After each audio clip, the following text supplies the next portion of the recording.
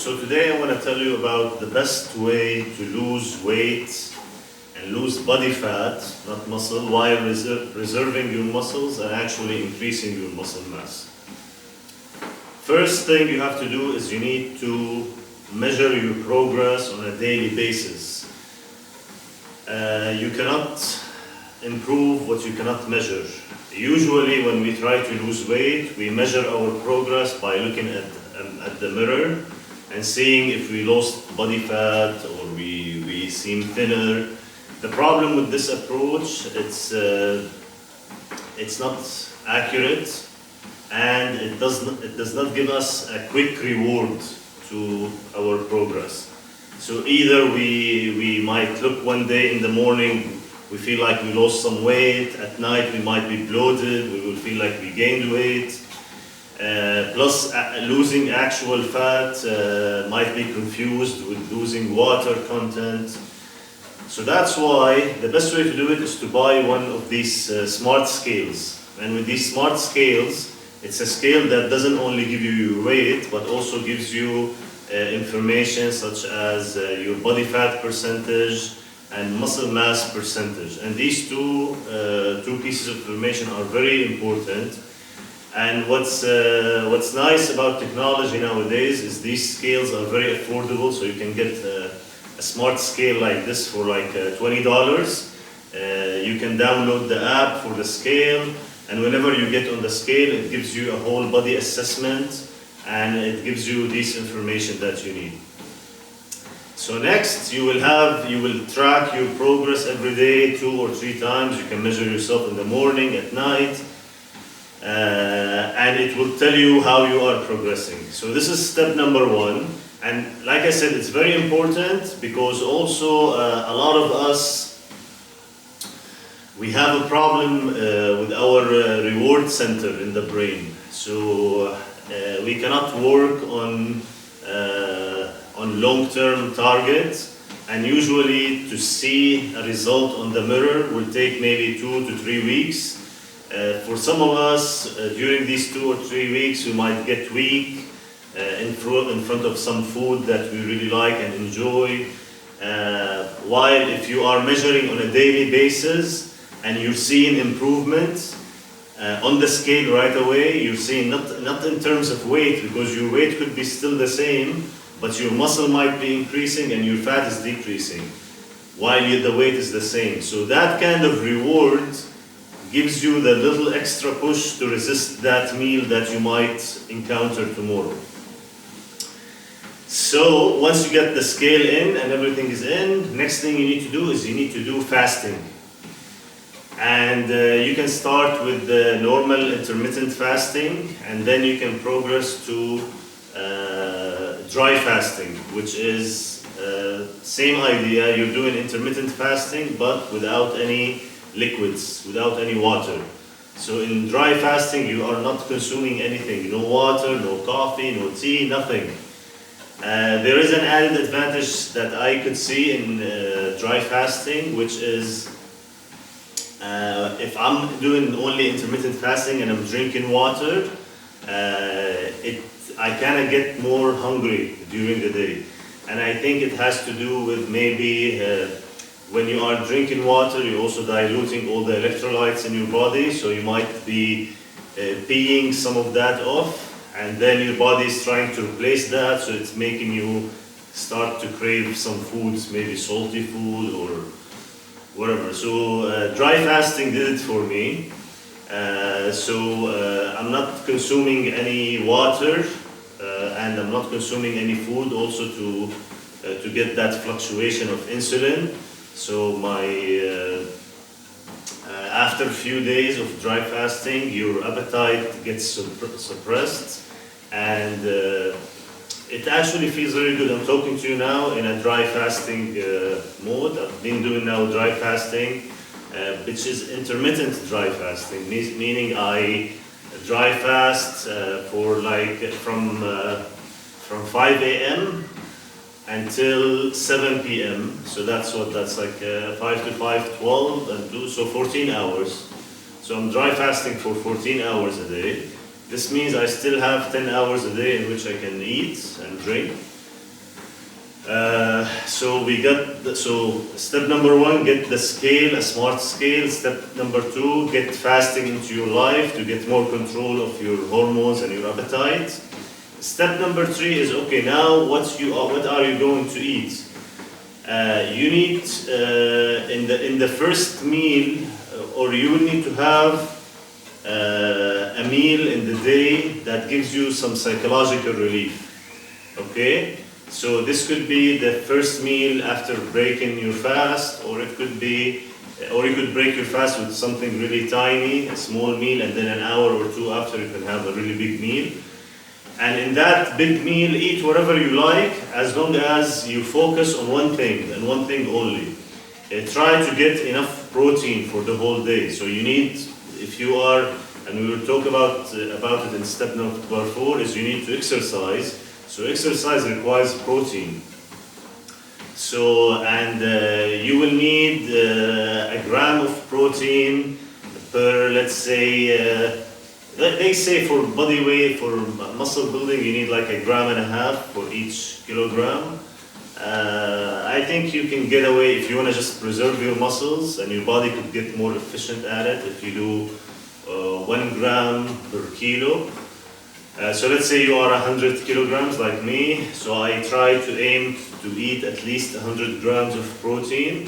Somewhere I usually target between 100 and 150 grams of protein. So this is the only thing I need to focus on. So, and you could, think about like a chicken breast is like 20 gram.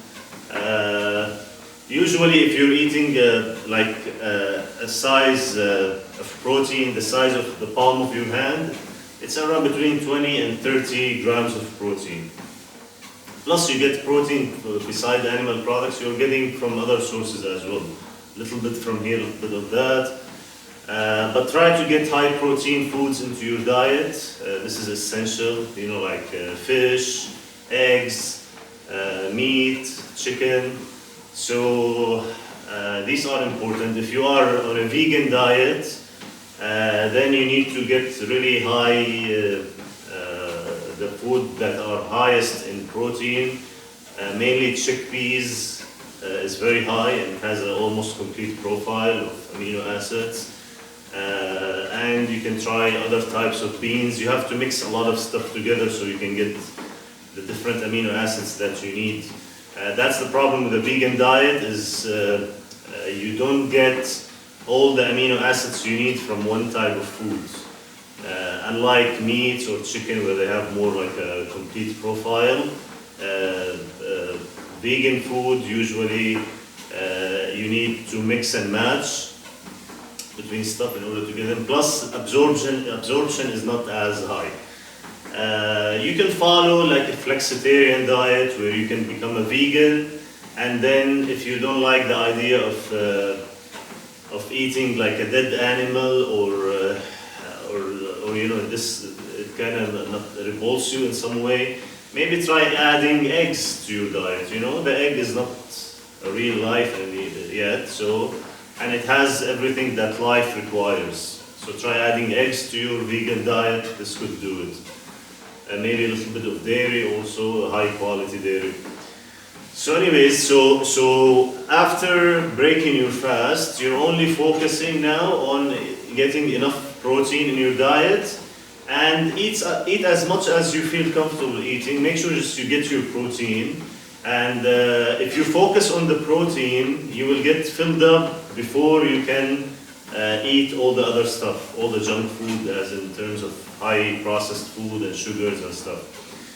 Now, ideally, you would avoid all simple sugars and all vegetable oils.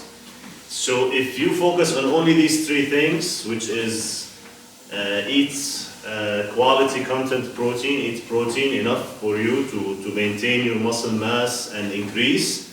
Avoid simple sugars, desserts and all this processed food.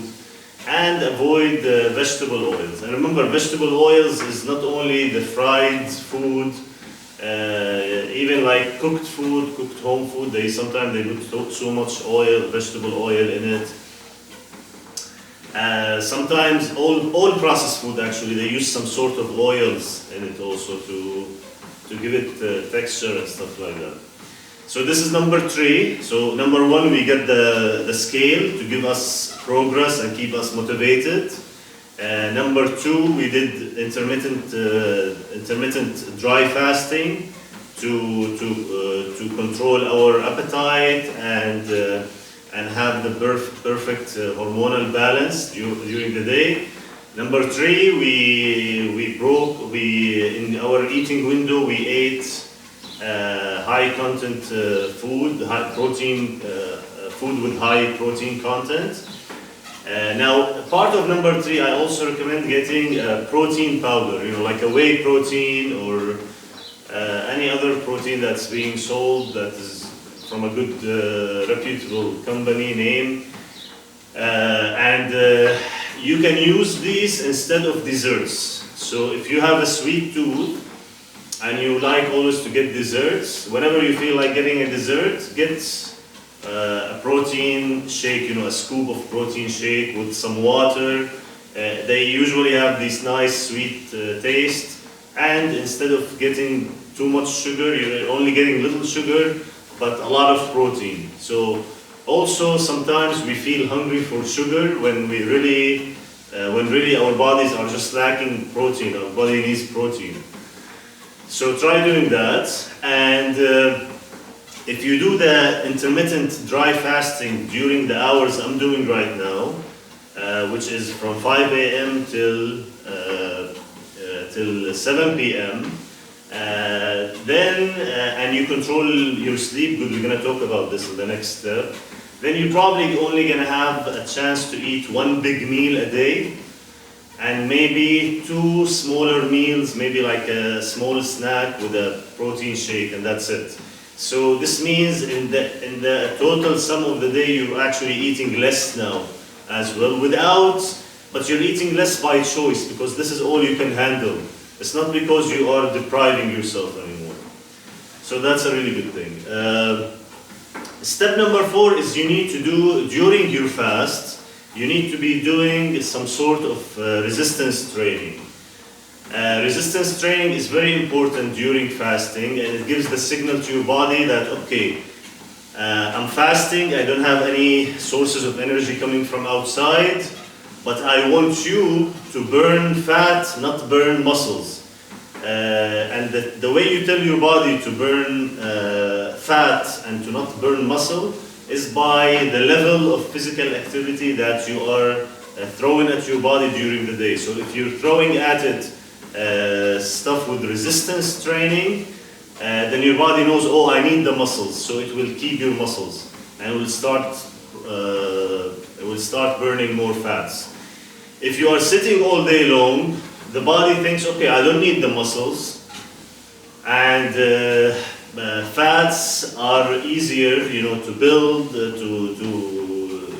to grow, and easier to carry, because usually fats also, I think it weighs less on the body. So that's how you tell your body to maintain your muscle mass, and even you can grow if you're eating enough protein, even with less total calories. If you're eating enough protein, you could grow your muscles while fasting, but you have to do resistance training. Now, you don't have to kill yourself. I mean, you don't have to do long hours of exercise, but what you have to do is you will have to do, maybe break it down into small sessions during the day. You don't have to go to the gym even. If you have at home few dumbbells, you can carry these dumbbells, and do some exercises with them. So you could do, like, in the morning 15 minutes of walking with the dumbbells, in your hands. You could do in the afternoon 15 minutes of squats with them, and some,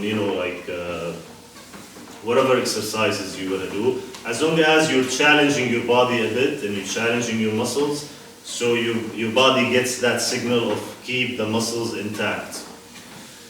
So this is number 4, and number 5, really sleep. You have to you have to sleep well, because most of the muscle building and most of the hormones that you will need to control your appetite, and you will need to mainly your hormonal balance in general happens when you sleep well and when you sleep in the right times.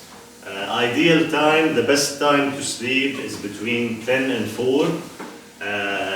And if you cannot sleep that early, you will have to look into fixing your circadian rhythm.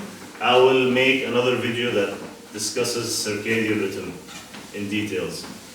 And that's it. I wish you guys all the best. Thank you.